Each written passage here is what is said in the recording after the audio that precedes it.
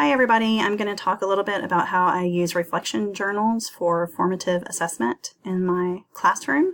I do assign a reflection journal to students in most of the courses that I teach.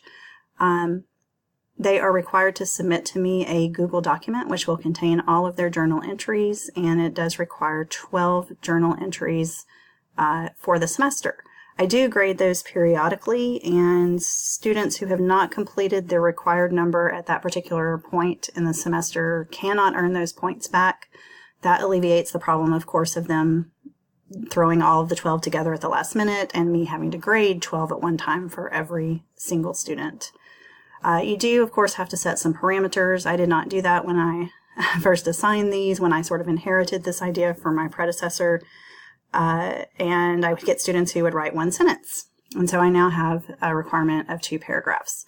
But why I like these as formative assessment is because, we ask the students to talk about things that are going on in their professional life that relate to what's going on in class, and to talk about how they've synthesized the material so I can see if there are any misconceptions that I need to correct, or if there's anything I need to cover more thoroughly in class.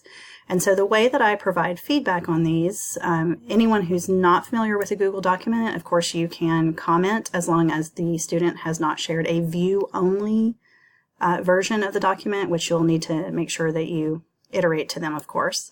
But you would highlight what you want to comment on, in case you're not familiar here, and then click up here on the little text box and click comment, and then you can type in whatever you'd like.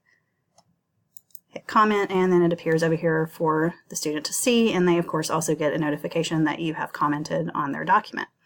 So for the 3 years that I've been here now, this is how I have been communicating with them on Google Doc. But I did recently learn about an add-on that you can go out and load into Google Docs, and it's called Kaizana. And so here's the way that works. Also still highlight what you want to talk about. Once you have added Kaizana, you click on add-ons, and then Kaizana, open Kaizana. It takes a few seconds for it to work and open that for you. But when it does, you will see that what I've highlighted will appear in the box. And then in order to add a comment, you just click on the microphone, and it is currently recording me, which is fine because this is not an actual student's reflection journal, it's a copy. And then once you are finished saying whatever you want to say, you just hit stop and post, and then the student will be able to listen to this right in their document.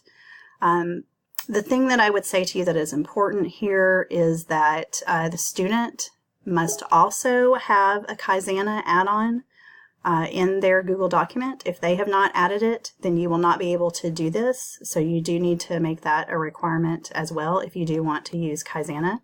And the way to download it is, of course, to just go out there and Google Kaizana, and it will pop right up and you'll be able to download that.